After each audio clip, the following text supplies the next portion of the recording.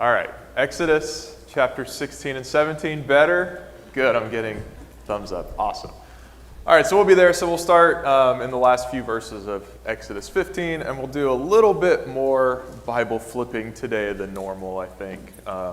So we'll look at some other passages from the Pentateuch. We'll look at some passages from the New Testament, but bring it all back to this passage in Exodus. So before we begin, let's have a word of prayer.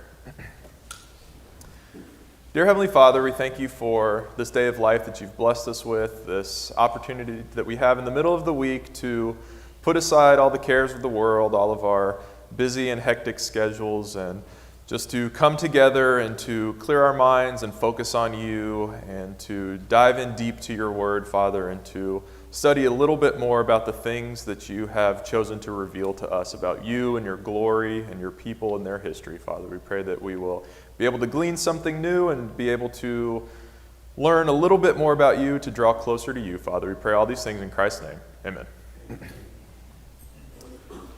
All right, so let's start in Exodus chapter 15. We'll do verses 22 through 27. We'll finish out this chapter, and then we'll say maybe a little bit about that, but then carry on pretty quickly into 16, and we'll see how all of this kind of ties together. So Exodus chapter 15, starting in verse 22. Then Moses made Israel set out from the Red Sea, and they went into the wilderness of Shur. They went 3 days in the wilderness and found no water. When they came to Marah, they could not drink the water of Marah because it was bitter. Therefore it was named Marah. And the people grumbled against Moses, saying, "What shall we drink?" And he cried to the Lord, and the Lord showed him a log, and he threw it into the water, and the water became sweet. There the Lord made for them a statute and a rule, and there he tested them, saying, "If you will diligently listen to the voice of the Lord your God, and do that which is right in his eyes, and give ear to his commandments, and keep all his statutes, I will put none of the diseases on you that I put on the Egyptians, for I am the Lord your healer." Then they came to Elim, where there were 12 springs of water and 70 palm trees, and they encamped there by the water.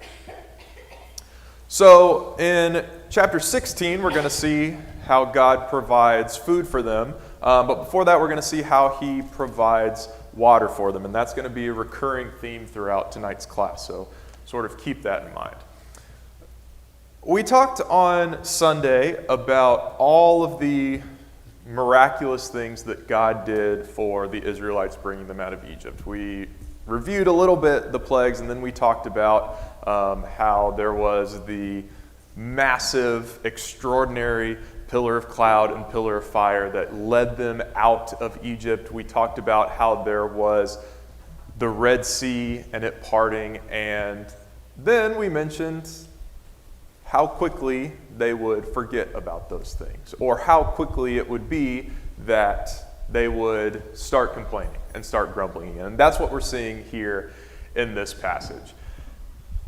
We also read in this passage that God is testing them. This is a test that he is putting forth toward them, and this is going to be another theme that is going to recur throughout these next couple chapters, and really throughout the rest of the wilderness wandering.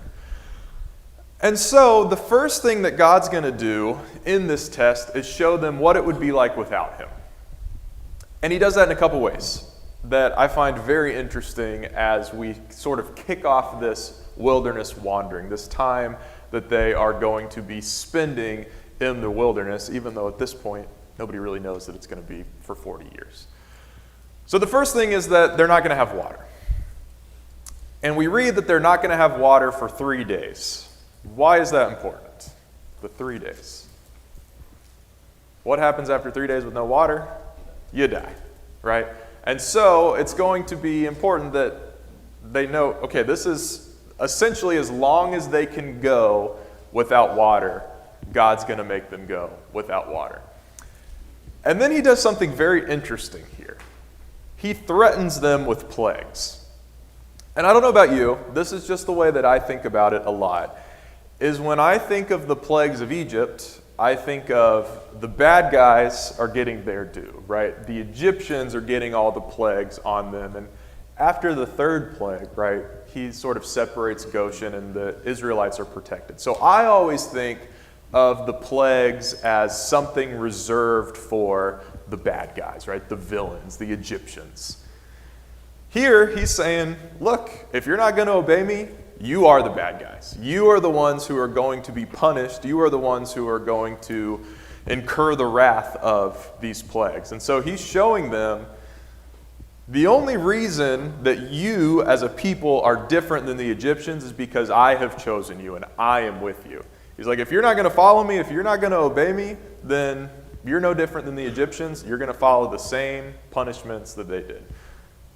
This is right after they've left Egypt. This is very soon after that happens. He is telling them that. He is reminding them of that almost immediately. So then what does he do? Right? He shows them what it's going to be like without him. Then he says, I will provide. Here's what it's going to be like if you follow me. And so this first instance that we see, we've got this water at Mara, which means bitter. We'll come back to that in a little bit and talk a little bit more about that. But it's interesting that after God, through Moses, cleanses the water or makes it potable or drinkable, the word that's used is sweet. In our language, that's not the word that Moses would have used, but we see that it means sweet. And so there's a couple ways that that Hebrew word that we translate sweet is used. One is how we think of it, sweet like honey. A lot of times that we see this word used, it means literally tasting or being sweetened like honey. The other way that's used a lot of times is just pleasant. And a lot of times that's referring to things that we wouldn't normally describe as having like a taste or being sweet like honey. But here, it could be either. It could just mean that it was made sweet so that it was not bitter, the opposite of bitter. It's drinkable now. Or it could be that he literally made it sweet like honey.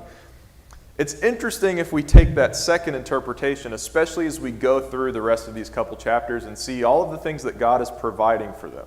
This water, the manna, all of these different things that we're going to see throughout the wilderness that God is giving them are described as being sweet. And so we're going to see that time and time again throughout this. And then at the very end of this chapter, he brings them to Elim.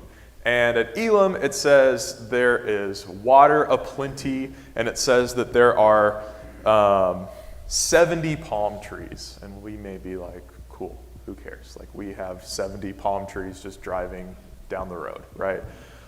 But one, if you're in the wilderness, palm trees are going to provide some sort of shade. But the other thing that Canaanite palm trees, or the palm trees in this region, would have provided are date palms, which are a type of fruit that comes from these palm trees. And if you think back a couple weeks when we talked about these, this is where they got a lot of their honey from. So this is something literally that is sweet like honey. And so basically what he's saying is, yes, you're not to the land of milk and honey yet, but you're with me, and so I'm going to provide these things for you.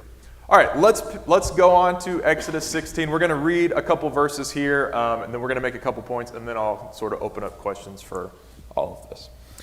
All right, so in 16 verse 1, they set out from Elim, and all the congregation of the people of Israel came to the wilderness of Sin, which is between Elim and Sinai, on the 15th day of the second month after they had departed from the land of Egypt. And the whole congregation of the people of Israel grumbled against Moses and Aaron in the wilderness. The people of Israel said to them, "Would that we had died by the hand of the Lord in the land of Egypt, when we sat by the meat pots and ate bread to the full. For you have brought us out into this wilderness to kill this whole assembly with hunger." Then the Lord said to Moses, "Behold, I am about to rain bread from heaven for you, and the people shall go out and gather a day's portion every day, that I may test them whether they will walk in my law or not. On the 6th day, when they prepare what they bring in, it will be twice as much as they gather daily." All right, we've still got a lot to talk about with manna and all this as we go through this chapter, but I wanted to pause here and draw some correlations between what we read at the end of 15 and what we just read in 16, and how they're very consistent, and of course there were not these chapter divisions, so it would have just flowed through and the thought sort of follows logically. All right, so in basically the rest of chapter 15, before we get to verse 22, where we talk about the waters of Marah, the rest of it is called the Song of Moses. We looked at that pretty briefly. We didn't have a lot of time to cover that. We pulled some things out, but we know that this is really Moses' song of praise to God. He is talking about all of the great things that God has done for them. And then we saw that there's a lot of prophetic language in this, and he is saying, here's some of the great things that you will do. And the very next thing that we read, the Israelites are complaining. They're grumbling. And so when we sit here in this setting, and I just finished dinner, so I'm very full. I'm not hungry right now. I've got my water right here. If I get thirsty, I can go do that. It's a nice air-conditioned room, right? All of y'all are sitting down. We're very comfortable. And we read these verses through immediately. We think, how in the world? How could they be complaining already? Didn't they just witness the crossing of the Red Sea? Didn't they just see and hear Moses sing these prayers? Didn't they all join in and sing and dance and all these things? Yes, but I do want to put this in a little bit of context because I don't want to make excuses for them. I don't want to justify their behavior, but I just want to put it in context for us to think, what would we do in this situation? Because when does it say they started complaining about not having water? How long had passed? 3 days. And we said that's about as long as you can go with water before you don't need water anymore because you're dead, right? How long does it say here that passed before they started complaining about food? 1 month after the fast. A month. What happens after a month with no food? Yeah, not good things, right? Usually that's about how long the average human could last without food. And so, put yourself in that situation, right? Put yourself in, you're walking all day, every day, you're in the wilderness, 3 days without food. What are you going to do? I'm going to start complaining after about an hour, right? Not even mentioning 3 days. Food, it's not going to take me very long, right? So maybe we can give them a little bit of the benefit of the doubt. But we've got to see how God responds to it because that's really what's important, right? And he's angry about it. Because he's saying he's testing them. This is a test. Because it doesn't matter, right, what they have or don't have at the moment. They should know that God will provide for them. And so we see that in both Mara and now with the manna, and we're going to keep seeing this in these next few chapters, God is testing them. And so in 15 and 26, when he's talking about Mara, he gives this sort of if-then statement. So he says, if you will diligently listen to my voice, then I will not cause any of these diseases or plagues to come upon you. Right? So he's saying, if you will obey me, heed my voice, trust in me, bad things won't happen to you. And then in 16:4, he's like, these good things are going to happen. Right after we read about them complaining. So, is that a contradiction? Because he's saying, if you do these things, bad things won't happen to you. And then they grumble, complain, they don't trust in him, and he gives them good things. Yeah. Well, he's building the foundation for Deuteronomy 28, where he says, Yeah. if you don't obey me, I'll bring the plagues of Egypt upon you. Right. If you serve me diligently, you can't imagine the blessings that will ensue. Yeah. He's going to make a distinction in his law between blessings and curses, right, and what those are. But really, he's setting that foundation. The other thing that he's doing is he's showing his people who he is. He's not doing this just for them because he feels sorry for them. He's doing it because he's saying, here's who I am, here's my nature. And we're going to look at a passage that's really going to show us this a little bit more in depth. So let's look at Psalm 78. This is a very long psalm. It's basically a summary of Israel's history up to the reign of David. So we're not going to take the time to read this. But if you want to turn there, I'll highlight some verses and some sections and sort of show you some neat little phrases in here that are going to kind of explain to us what's going on in these tests that God is giving them. So if we go down to verses 12 through 16, we basically have a summary of what we've talked about this quarter so far. We've got a summary, a very brief summary of what's happened in Exodus up to this point. And then verse 17 says, "And yet they sinned still more against him." So that should be the end of it, right? He should wipe them out because they sinned. He's going to bring the plagues on them. They're going to end up just like the Egyptians. So we read about what happens next. "Therefore he was filled with wrath," because he had told them, if you don't do this, I'm going to bring this upon you. Then what does it say? "Yet he rained down on them manna to eat." Let's keep reading. After they do that, after he's given them water, after he's given them food, they don't sin anymore, right? They're fine. They're like, great, we're glad we're out of Egypt. No, what does it say? In spite of all this, they still sinned. In spite of all the blessings that God gave them, in spite of all the miracles that they had seen, they still sinned. And then this is a very important verse. Verse 38 says, yet God, being compassionate, atoned for their iniquities and did not destroy them. So we see time and time again throughout this story of the Exodus, of the wilderness wandering, of the conquering of the promised land, they're not a perfect people. A lot of times they're not even a good people. And yet, God is compassionate. And yet, he is going to have compassion on them. So, we see that God was testing them through this. What the psalmist in Psalm 78, verse 40 says is, I think it's actually a little bit later than verse 40, he says, they tested and provoked God.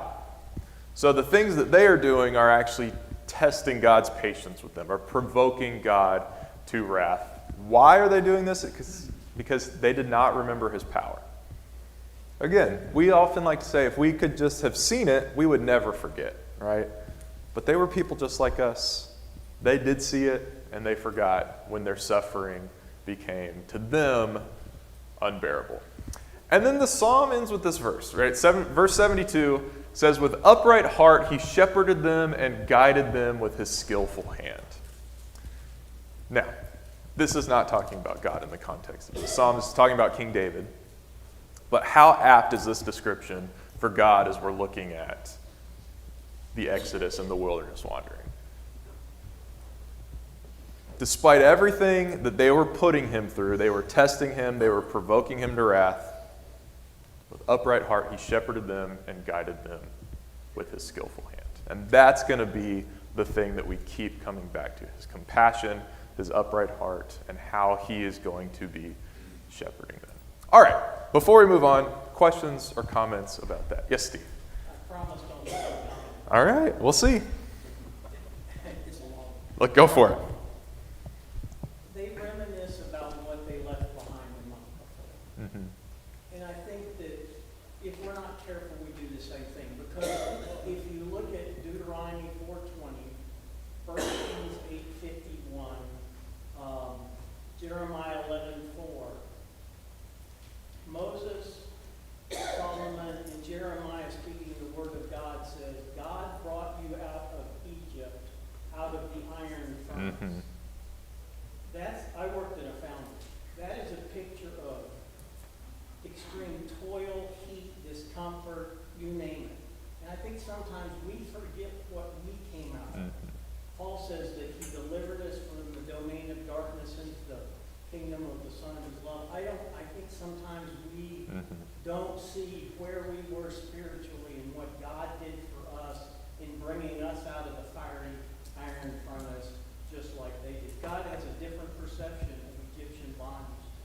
Yeah, and that's a really good point. So Steve is talking about how we see how quickly the Israelites start reminiscing on their time in Egypt, but all throughout the Old Testament, we read time and time again, Moses talks about this, Solomon talks about this, Jeremiah talks about this, of how bad they had it in Egypt. It was like an iron furnace, right? And he says that that's pretty much where we were before we were saved, before our salvation was. We were in darkness. We were separated from God. And so just this idea of we too often also forget where we were, how bad we had it before we were baptized and became Christians. Yeah, Joe. Of course, we know Exodus is a book on redemption. Mm-hmm. And when you look at John chapter 6, verses 40 to 51, you see where Israel was grumbling against Moses for bread. But then the Jews were grumbling about Jesus by being the bread of life that came from heaven. Yeah. So, Yeah, I mean, I think that's a great sort of analogy between this two. There's going to be so many different types and antitypes that we're going to talk about, and we see that. But yeah, Joe's point is that, just like the Israelites were grumbling for food and for water, we're going to see the Jews were doing the same thing for the bread in John chapter 6. Yeah, good point. Other thoughts? All right, let's pick up in verse 10 then of Exodus 16. And as soon as Aaron spoke to the whole congregation, I think, real quick, did we do 6 through? I don't think we did. Let's go back a little bit, just to make sure. Yeah, all right. We'll start at verse 6.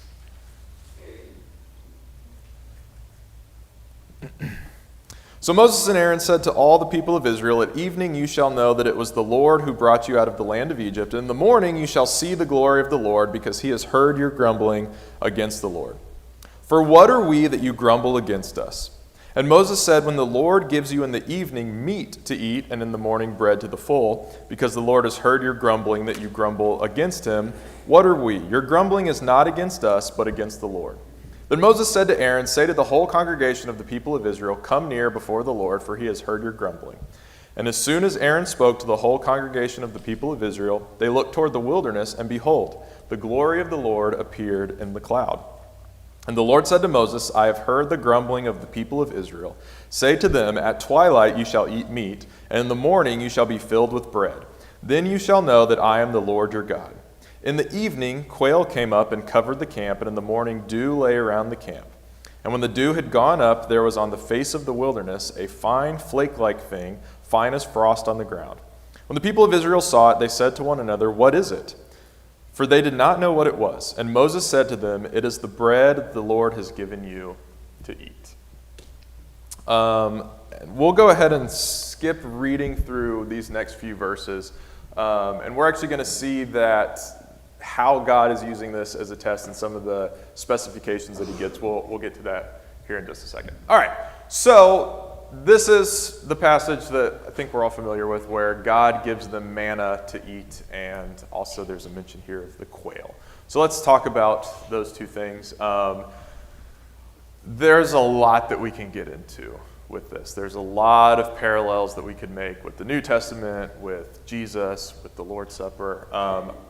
I'm not going to make a ton of those points. We've recently had some talks on those. If anybody has comments about that, I will welcome them. But let's talk about what this is from sort of a historical standpoint. So the reason that it's called manna, it tells us here, is because they said, "What is it?" And the Hebrew word man or manhu is what they would say for what, or what is it, and so that's what they said when they went out, and so that's what they called it. We also, in this passage, get some very specific details. We're not going to read through all of them just for the sake of time, but it says that they were supposed to collect an omer of it every day, and that means nothing to us because we don't use that measurement anymore, and so here you go. It's about 3.5 pounds of dry volume, so if you're collecting something dry, or about 9.3 cups of liquid volume. So that's about how much they would be collecting each day. If you think in terms of chicken eggs, I know some of us, think in terms of chicken eggs instead of some of these things. It's about 43.2 chicken eggs is how much they would get every day. And speaking of chickens, this is what they would be eating probably in addition to manna. This is similar to the type of quail that is in that area, probably what they would have been eating. So this is just on the very technical side of what was going on during this time. Yes, Brother D. Correct me if I'm wrong, but you got to think about the scale of the amount of the number of people that you, I mean, you're not talking 100, you're not talking Right. 1,000, you're not talking 100,000, you're talking over 1 million people, right? Yeah, That's a lot of food. it's a lot of omers. And it's amazing. Yeah. Yeah, so we've got to put this into context. This is not just this amount of manna for, a small family or even 1,000 people, right? This is over 1 million people all needing to and being able to collect this. Yeah, good point. All right, so he goes on, right, and I love verse 36 because he just clears it all up for us, right? He says, oh, by the way, an omer is 1/10 a part of an ephah. So in case you were confused, there you go. But what he's doing in this part and throughout this whole section is, again, he's testing them, right? He's telling them, this is what you're supposed to collect. And you've got to trust me that I am going to continue to provide for you each and every day. Because we know if they collected more than they were supposed to, what happened? Got worms in it, it started to stink, it wasn't edible anymore. And so I think a lot of times when we read these passages in Exodus and we read these passages in Numbers, and to me, I think of Lord's Supper bread, right? Because we make that correlation all the time. We talk about how the bread from the wilderness very much symbolizes, right, the Lord's Supper that we eat. And so that's like, I just picture like, not the stuff we use now, but the old-fashioned like Lord's Supper little loaves, right? I just picture those falling from the sky. It's not really what it says. So it says in Numbers chapter 11 that it was like coriander seed and its appearance like that of bdellium. And so this top picture, that's what coriander seed looks like. And probably it was a lighter color, something like this. This is bdellium down there at the bottom. So maybe that helps you envision it a little bit more, but of course I don't know what it looked like. But this is sort of how it's described to us in the book of Numbers. And again, what does it say? It was sweet like honey. Same exact word used to describe the water after Moses purified it at Marah. And we see that this was a test. Again, we just talked about that, but it was also a memorial. Right, the manna is going to be one of the things that they carry around with them in the Ark of the Covenant. This is going to be something that they're wanting to memorialize, wanting to remember. God is telling them that this is going to be a memorial for you to continue to remember how I have provided for you. Both in Egypt, right, you've got these certain things that you're remembering, but all the things that they're carrying with them in the Ark of the Covenant, these are going to be things after, right? I'm the God that brought you out of Egypt. But that's not the last thing I did. I'm going to continue to provide for you. We also see in Numbers chapter 11 that the quail was also a test, and we're going to see that they failed that test at least one time, and it's going to bring a plague upon them. So God makes good on his word, right? He's going to bless them whenever he sees fit to bless them, regardless of how they're acting sometimes to us. That's how we see it. But he promised them that he would bring plagues upon them, and we see in this case that he does. All right, any questions about chapter 16? Or comments? All right, let's pick up in chapter 17 then and read the first 7 verses. All the congregation of the people of Israel moved on from the wilderness of Sin by stages, according to the commandment of the Lord, and camped at Rephidim. But there was no water for the people to drink.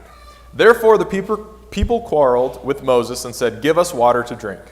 And Moses said to them, "Why do you quarrel with me? Why do you test the Lord?" But the people thirsted there for water, and the people grumbled against Moses and said, "Why did you bring us up out of Egypt to kill us and our children and our livestock with thirst?" So Moses cried to the Lord, "What shall I do with this people? They are almost ready to stone me." The Lord said to Moses, "Pass on before the people, taking with you some of the elders of Israel, and take in your hand the staff with which you struck the Nile, and go. Behold, I will stand before you there on the rock at Horeb, and you shall strike the rock, and water shall come out of it, and the people will drink. And Moses did so in the sight of the elders of Israel. And he called the name of the place Massah and Meribah, because of the quarreling of the people of Israel, and because they tested the Lord by saying, "Is the Lord among us or not?" Okay, so we mentioned this passage on Sunday in a little bit different context. We were talking about the angel of the Lord and Jesus in the Old Testament, those kind of things. But I want to go back to this passage in 1 Corinthians chapter 10. This is what Paul writes in the first 5 verses as he is warning them against falling back into the temptations that they had in the wilderness and idolatry and all those things. He said, "For I do not want you to be unaware, brothers, that our fathers were all under the cloud, and all passed through the sea, and all were baptized into Moses in the cloud and in the sea. And all ate the same spiritual food, and all drank the same spiritual drink. For they drank from the spiritual rock that followed them, and the rock was Christ. Nevertheless, with most of them God was not pleased, for they were overthrown in the wilderness." This passage has kind of always tripped me up a little bit for a couple reasons. But I think if we understand how Paul and how a lot of the apostles treated the Old Testament as a type for the New Testament, meaning that there was a type of thing that would happen in the Old Testament, and that the antitype of that, meaning the ultimate fulfillment of that, or the thing that it was pointing to, came about in the New Testament. We see that referenced time and time and time again in Paul's writings, in the writings of some of the other apostles as well. So that's the point that Paul is making here. He's saying these things, the cloud, crossing through the Red Sea, eating the food, drinking the water in the wilderness, this rock that the water came from, all these things were types of the antitype of baptism in Christ. So when I think of it that way, I'm like, okay, that makes sense, right? That's what Paul's saying. But then he says this. He says, "For they drank from the spiritual rock," okay, I can see that connection, "that followed them." What does that mean? How does a rock follow you? Right? And that's always been the section that's confused me. And so I've done a little bit of a deep dive, and I promise we will not talk about dolphins because I went off too much on a tangent on that on Sunday. But this is going to be another thing that I might start pacing a little bit more about because I'm getting more excited about it. Because it's weird, right? The rock that followed them in the wilderness. Now, we can take this to be, right, just something that was said. It's a figure of speech. But Paul, being the scholar of Jewish tradition that he was, would have known some things about the Jewish tradition, specifically with these passages, that he probably would have incorporated into this. So let's look at that. So let's go to Numbers chapter 20. Because, as we Bible students know, right, this is not the only instance that Moses has with this rock, or with a rock giving water, right? This time, he obeyed the commands, right? He did good. God was pleased, gave him water. The second time in Numbers chapter 20, he doesn't follow the commands, and he gets in a lot of trouble because of that. But let's read Numbers 20. I've got verse 2 starting up there. I'll start in verse 1. "And the people of Israel, the whole congregation, came into the wilderness of Zin in the first month, and the people stayed in Kadesh. And Miriam died there and was buried there. Now there was no water for the congregation, and they assembled themselves together against Moses and against Aaron. The people quarreled with Moses and said, 'Would that we had perished when our brothers perished before the Lord.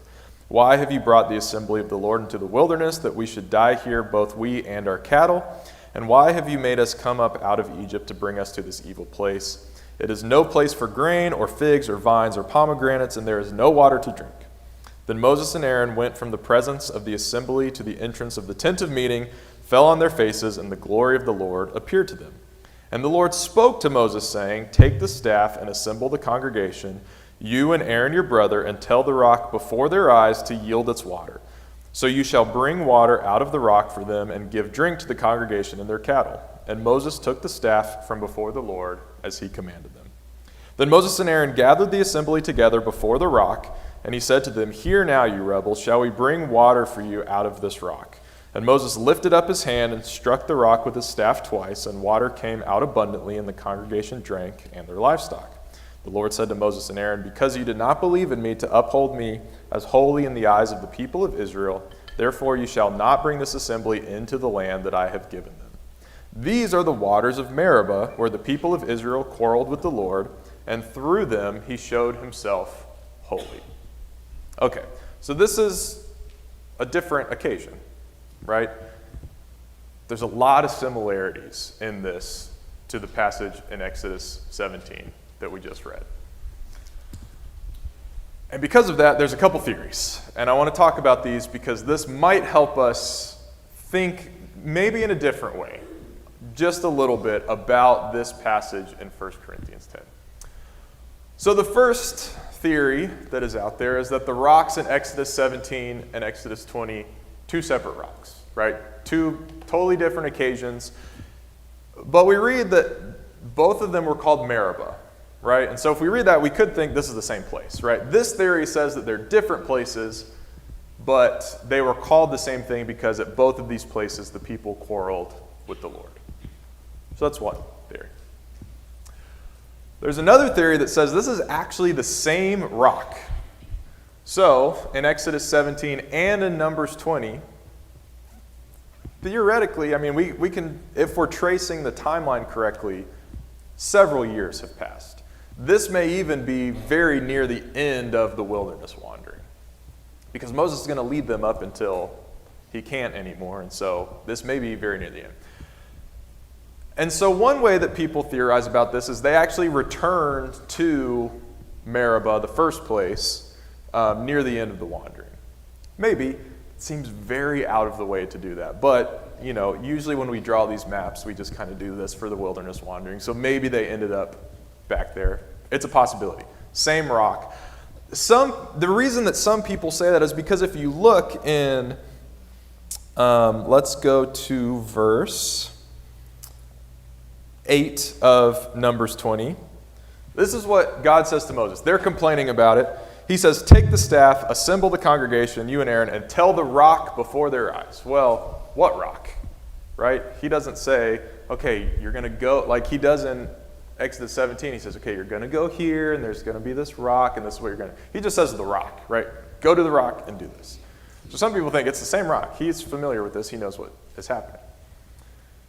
Jewish tradition, however, disagrees with both of these.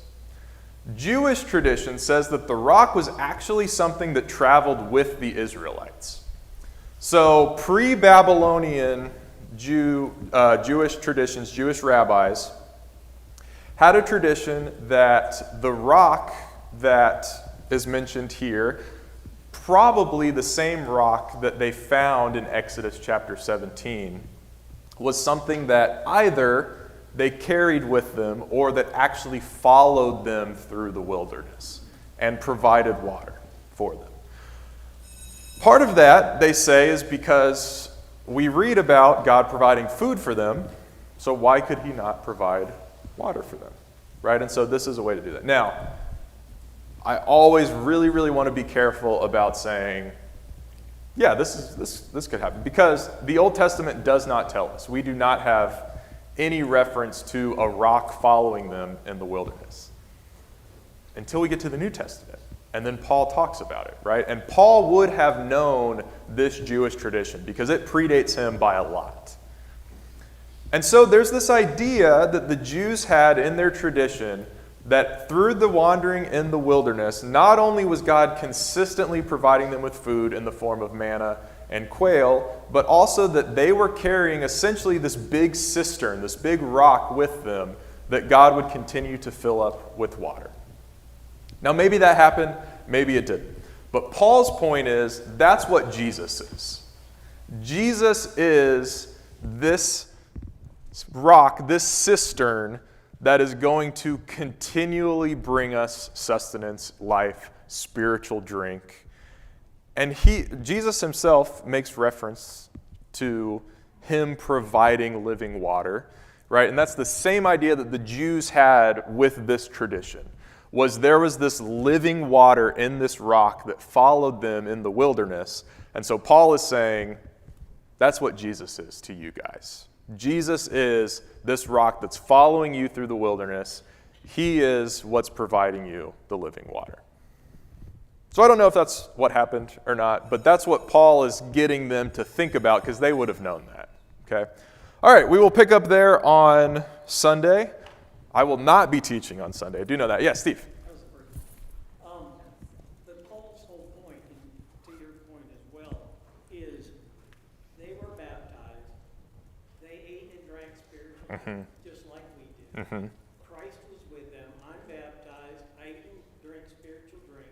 Christ is with me. Oh, by the way, only 2 out of 603,550 lived because of unbelief. And then he says, "Oh, Corinthians, you've been baptized. You eat and drink spiritual food, and Christ is with you. But let him who thinks he stands take heed lest he fall." Right. If that's my checklist of being saved, I'm doomed. Right. Yeah, and that's the same way that the Israelites would have thought of we're God's chosen people, right? And he's saying it's not enough. All right. Was that second bell? All right. Thank you guys very much. We'll pick up there on Sunday. I believe Brother Mike is teaching. Good. All right.